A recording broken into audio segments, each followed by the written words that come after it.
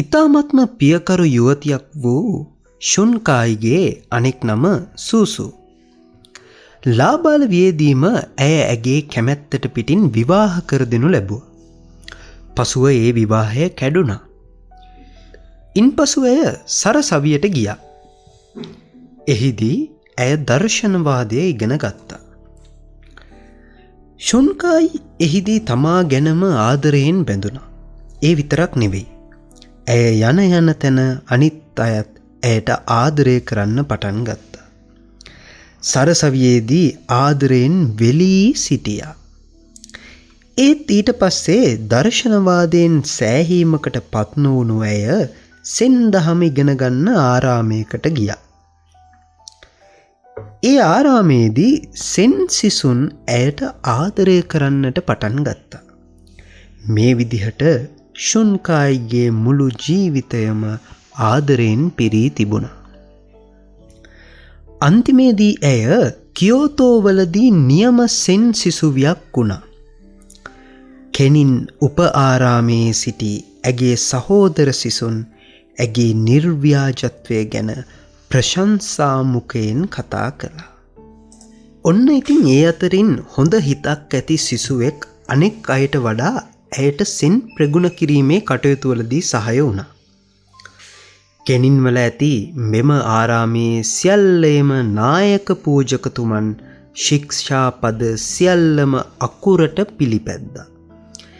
ඒ වගේම තමාගේ ආරාමවල අනෙක් පූජකතුමන්ලා ලවත් ඒ ශික්ෂා පද ඒ අයුරින්ම රැකීම අපේක්ෂා කළ අයෙක් තමා මේ ආරාමේ ජීවත් වෙච්ච ලොකු හාමුදුරුවෝ. එතුමා නමින් මොකුරායි. මේ මොකුරායි කියන නමේ අර්ථය තමා නිහඬ හෙන පහර කියන අර්ථය. ඉතින් නවීන ජපානයේ මේ පූජකයන් අතර සෙන් දහම කෙරෙහි නැතිවෙච්ච උනන්දුව පුරවාගන්ට බොහෝ වෙලාවට තම බිරියන් හෙවත් තමාගේ කාන්තාවන් කෙරෙහි ආශාව පළ කිරීමක් ලෙස ඉෂ්ට සිද්ධ කරගත්තා. ඉතින් නිතරම මුස්නයක් අතින්ගෙන තම ආරාමවල ඇවිද්ද මොකුරායිතුමන් තමන්ගේ ආරාමයක කොහේදී හෝ පූජකයෙකුගේ බිරියක් ඇයි සිටිය හැකි කාන්තාවක් දුටුවහොත් මොකද කරන්නේ? පළවා හරිනවා. මේක ප්‍රබල සිරිතක් වුණා මේ සෙන් ගුරුවරයාගේ. මොකද මේ සෙන් දහම රැකගන්න මේ වගේ සම්බන්ධතා ගොඩනගාගෙන බැරි නිසා. මෙසේ කොතරම් බිරියන් පළවා හැරියත් තව තවත් අයගේ පැමිණීම නම් මෙතුමාට නවත්තන්නට බැරි වුණා. මේ කියන ආරාමේ ප්‍රධාන පූජකයාගේ බිරිඳ තුල ෂුන්කායිගේ දැඩි උද්‍යෝගය හා රූමත් බව කෙරෙහි ඉරිසියාවක් ඇති වෙන්න පටන් ගත්තා. ඉතින් නිතරම සිසුන් ඇගේ සෙන් ගැන ඇති උනන්දුව පසසනු ඇසුණු ඇයට එය වාවාගත නොහැකි වුණා. අන්තිමේදී ඇය ෂුන්කායි හා ඇගේ මිතුරු තරුණයා ගැන ඕපාදූපයක් පළවලා හැරියා. එහි ප්‍රතිඵලයක් විදිහට ඔහු පැවිදිකමෙන් නෙරපා හරින්නට තීරණය කළා. ඉතින් ඇය ආරාමයෙන් ඉවත් කෙරුණා. ෂුන්කායි මෙන්න මෙහෙම හිතුවා. මේ වැරද්ද මගේ අතින් වුණේ ආදරය නිසයි. මගේ යාළුවාට අසාධාරණව සැලකූ පූජක බිරිඳටත් මේ ආරාමේ තවදුරටත් ඉන්න මම ඉඩ තියන්නේ නෑ කියලා හිතුවා. එදා රෑ ෂුන්කායි භූමිතෙල් බූලියක් ගෙනත් වත් කරලා ඒ අවුරුදු 500ක් පැරණි ආරාමයට ගිනි තබා අලු කර දැම්මා. උදේ පොලිස් බටයන් ඇයව අත්අඩංගුවට ගත්තා. තරුණ නීතිඥයෙකු ඇය කෙරෙහි උනන්දු වෙමින් ඇයගේ දඬුවම ලිහිල් කර දෙන්නට ඉදිරිපත් වුණා. ඒත් ඇය එයට කැමති වුණෙත් නෑ. මට උදව් කරන්න එන්න එපා. මෙන්න මෙහෙම ෂුන්කායි කිව්වා. මං ඔය වෙන අය වගේ වෙනත් දෙයක් කරගන්න තීරණය කරාවි. ආයිත් මාව හිරේට නියම වේවි. මෙන්න මෙහෙම කිව්වා. අන්තිමේදී වසර 6ක් සම්පූර්ණ වුණාට පස්සේ ෂුන්කායි හිරෙන් නිදහස් වුණා. හිරේදිත් ඇයට ගැලවීමක් තිබුණේම නැහැ.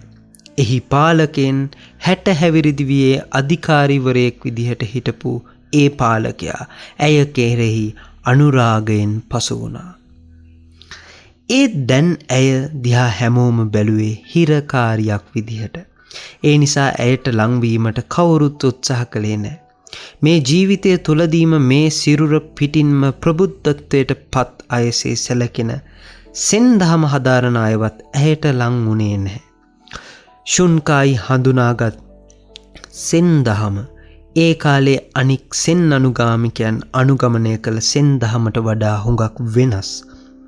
ඇයගේ ඥාතීන්ට පවා ඇය එපා වෙලයි තිබුණේ. ඇය දිලිඳු වුණා. ඇය ලෙඩ වුණා. ඇය දුර්වල වුණා.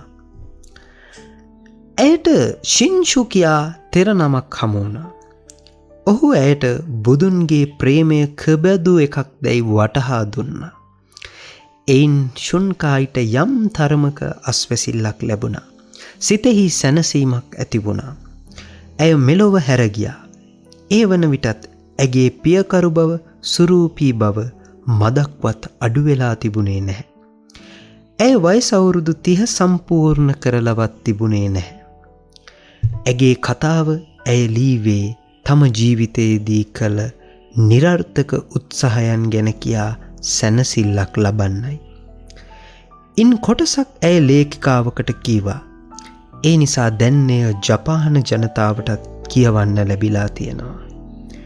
ශුන්කායි පිළිකුල් කළ, ඇයට අවලාද නැගූ, ඇයට වෛර කළ අයට කඳුළු අතරින් දැන් ඇගේ ඒ කතාව කියවන්නට පුළුවන්. මිතුරනි, ආදරයට ආදරය කරන්න. ඔබ තුලින් නැවුම් ආදරයක් ලබා දෙන්න. බොහොම ස්තුතියි මේ අපූරු සෙන් කතාව ඇසුවාට.